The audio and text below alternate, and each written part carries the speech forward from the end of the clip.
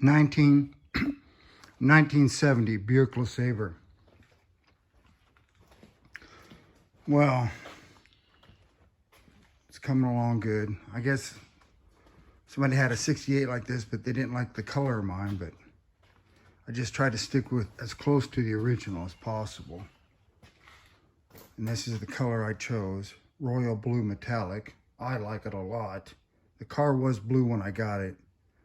Bought it in 1992 for $600. Had it ever since. Rode in it before the guy who had it traded it off. I was really impressed. The front brakes went out, and so he just traded it off instead of fixing them. So I bought it for $600 because it had no brakes, and fixed the brakes in my driveway. So I got this ready to go. Didn't really do nothing with that. It's all welded up. Must have had a problem with that. This one, I could hardly get it apart. I had to hang it off of that and beat it off. Excuse me. But anyway, I had to hit on this. I actually had this on there and kept smacking it with the hammer till it came off. So to put it back on, I had to use the hammer and that block. But I measured exactly where it had to be. It was 2 3/4 of pipe inserted in here. It's about that distance, maybe a little farther.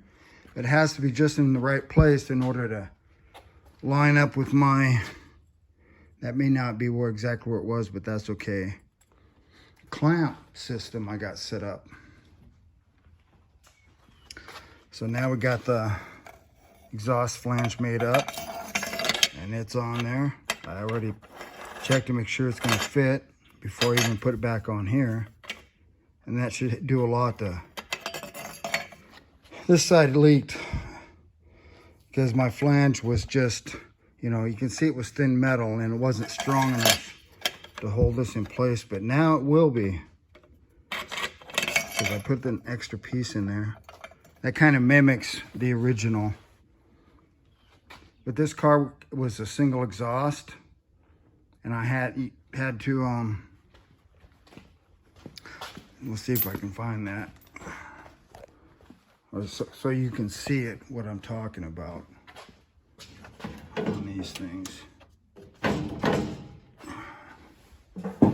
So the exhaust did come out right there for your single exhaust, but if you go to dual exhaust, you have to put it over there. That's what I'm talking about.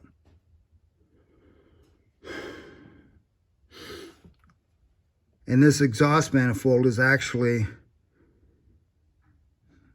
I don't know, I got 2.5 inch pipe on it, but I think that's what matches up to this size. That's why I did that.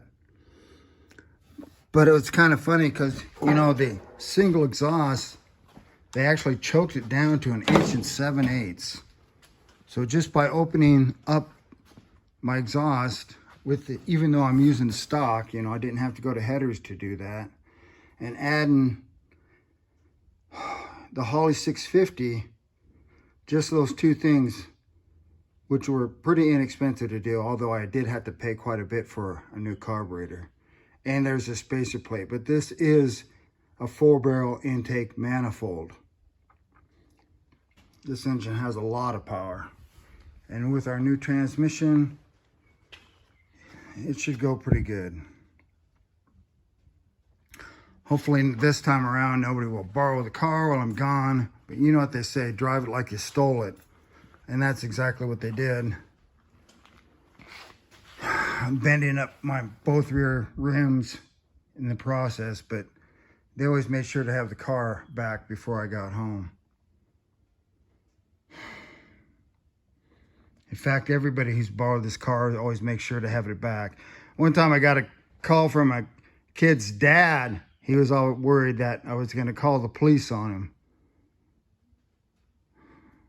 I said, as long as you got the car back and everything's okay, I'm not going to worry about it. So that was the end of that. So I guess you say for the police department, it's unfortunate that no one got prosecuted because they probably wanted to jump in on that. But Wouldn't say they were my friends because I really didn't even meet a lot of these people, but I knew what was happening. Anyway, we're going to get it rolling again here pretty soon.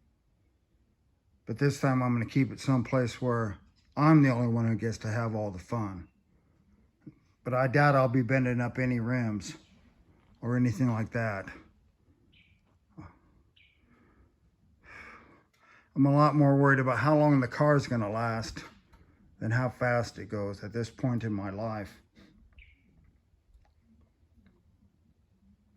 I'd rather do a frame-off restoration on this than hot rod it around. Frame's pretty decent, but you know, I can see the holes in it right there, but whatever. We're gonna get ready to roll again.